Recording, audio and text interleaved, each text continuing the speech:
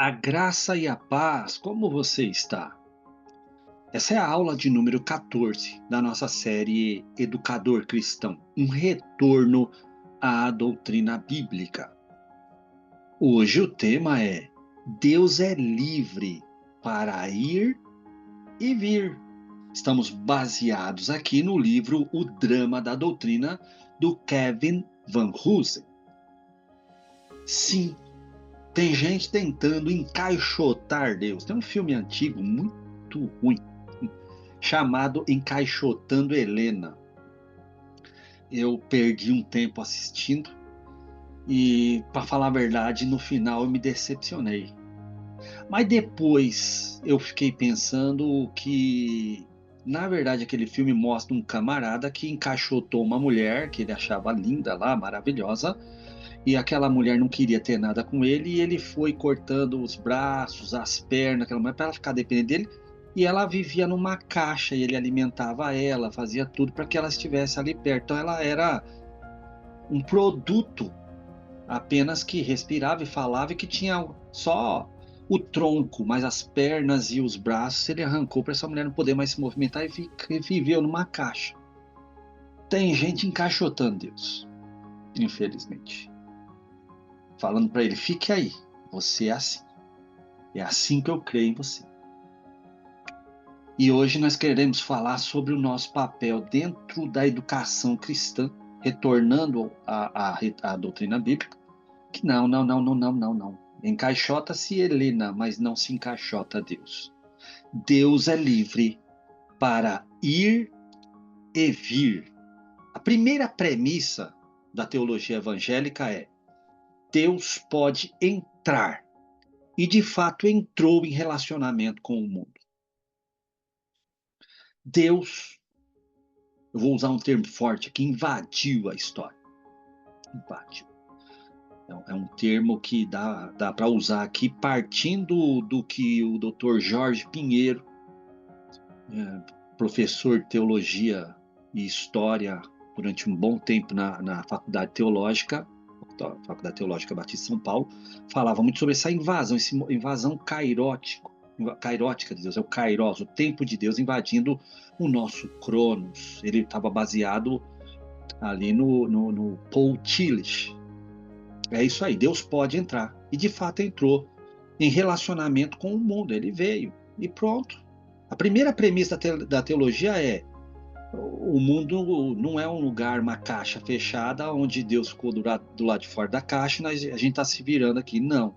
Rudolf Bultmann, não. Ele não acertou nessa, não. O Deus do Evangelho é livre para ir e vir como lhe agrada. E não tem como a gente encaixotar ele e limitar ele e falar: ei, fica aí, viu? Seja o meu Frankenstein, o meu monstro, em que eu coloco as partes do corpo que eu quero, do tamanho que eu quero. Não. Deus, o Deus do Evangelho, ele é livre para ir e vir como lhe agrada. Não tem doutrinas, não tem métodos, não tem nada que possa fazer com que o Deus do Evangelho fique parado na posição em que nós queiramos. As Escrituras retratam Deus entrando no curso dos acontecimentos humanos, muitas vezes fazendo diferença decisiva, e algumas vezes fazendo pequenas mudanças para que a humanidade vá se acostumando com o seu querer, com a sua doutrina. Muitas vezes ele entrou dessa forma em algumas culturas, tolerando algumas coisas, mas entrando, fazendo já pequenas mudanças, para que mais adiante essas mudanças ou doutrinas fossem finalmente restabelecidas ou estabelecidas para lugares que não tinham. Mas também, muitas vezes, foi fazendo diferença decisiva, entrando, sendo o Deus que entra e sai do jeito que quer e ainda exige. No entanto, o fundamento último para a afirmação de que Deus é livre para entrar no mundo quando quer é a encarnação. É o fundamento último. Como é que a gente pode mostrar que Deus ele é livre para entrar e ele se vestiu de ser humano, ele encarnou, ele entrou. O mundo não estava nem esperando. Falar a verdade, quando a gente olha lá, não estava nem querendo. Tava, Júnior, os judeus estavam querendo, os povos não estavam, não. Eles estavam montando uma divindade própria. O judaísmo apenas técnico da época, tecnicista, esperando ali o seu messias político ou profético, ou algum tipo de... o guerreiro, não é? Então, não estava querendo, não era a entrada de Deus, pelo menos daquela forma, eles não queriam daquela forma. Por isso que Jesus não foi aceito e não é aceito por muitos judeus hoje. A segunda pessoa da Trindade, o Filho, Jesus Cristo, entrou na humanidade e se tornou um de nós. Isso é um absurdo na cabeça de alguns religiosos. Está lá em João, no capítulo 1, versos 1 e 14, que diz assim, ó, no princípio, lá no princípio, no Bereshit, no princípio criou Deus os céus e a terra, lá em Gênesis 1 e 1. Aí vem para João 1 e 1, no princípio, o en arche, no grego. No princípio era o verbo, era a palavra, era o logos. O verbo estava lá. E o verbo estava com Deus. Uau, estava com Deus na essência? Uhum. Então ele é um que estava com Deus só, então ele é alguém que estava acompanhando. Não, João vai além. E o verbo era Deus. Ele é a essência também. É que ali ele passou a existência para ser quem é a base de todas as demais existências. E o verso 14 diz, e o verbo, olha que lindo, depois, lá na frente, se fez carne. Ele não é carne, ele não é carne. Ele não é criatura. Ele não estava lá no princípio como carne, mas ele se fez, ele se permitiu encarnar, vestir-se de carne. E habitou entre nós, tabernaculou, o Antigo Testamento chama isso.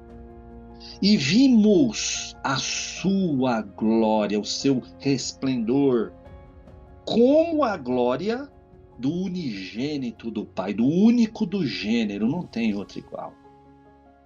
Cheio de graça, de favor imerecido e de verdade, não tem mentira nele. É isso aí. É Deus entrando no curso dos acontecimentos humanos, fazendo uma diferença decisiva e mostrando que o evento maior, o fundamento último para essa afirmação é: e o Verbo encarnou. Jesus vestiu-se de carne, de homem e ser humano. Tá. Como é que a gente vai conceber isso? Que a gente vai administrar isso na nossa cabeça?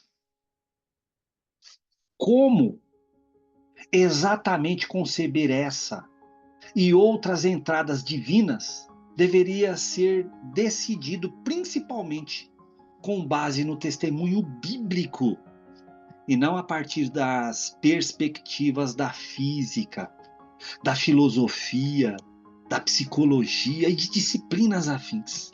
Como conceber isso? Primeiro, não é observando a ciência. A ciência não vai conseguir. A ciência é boa, ninguém está falando que ela é ruim, mas ela não pode conceber, ajudar-nos numa concepção perfeita de como pode Deus se tornar homem, se vestir de ser humano, continuar sendo Deus, mas vestir de homem. Essa autolimitação, a física não explica. Não adianta a gente filosofar, pensar, nós vamos ter só um conceito. A psicologia, quem sabe, né? Quem sabe usando aí os métodos freudianos, da psicanálise, do inconsciente, não consegue, fez até o contrário. Freud foi um ateu declarado. E qual a disciplina, Júnior? Qual? Não tem como nós tentarmos através destas. Não tem como. Aí não dá. E aí, vamos ficar sem entender? Aí onde entra a grande resposta. A teologia evangélica, aquela baseada nos evangelhos, na Bíblia Sagrada, se esforça por deixar as alegações de verdade do evangelho controlarem todas as outras crenças. Eu posso até aprender um pouco de psicologia, filosofia, física, outras matérias afins, teorias afins, para que eu possa ter um esclarecimento melhor da verdade do Evangelho, da verdade da encarnação. Mas só o Evangelho tem o poder de controlar todas essas outras crenças. Só ele.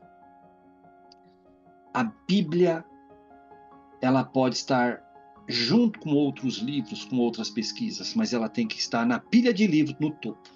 A base central é ela.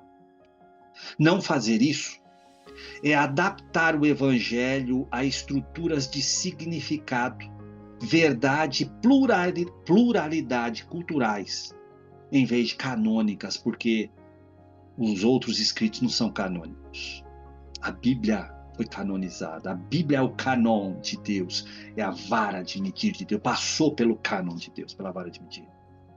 Não é por acaso que o verbo é chamado de Emanuel, Deus conosco, e também Jesus, o Senhor salva. É isso aí. É isso aí. Isso é Jesus. Isso é o evangelho que nós ensinamos, o evangelho que nós pregamos. É o evangelho do verbo.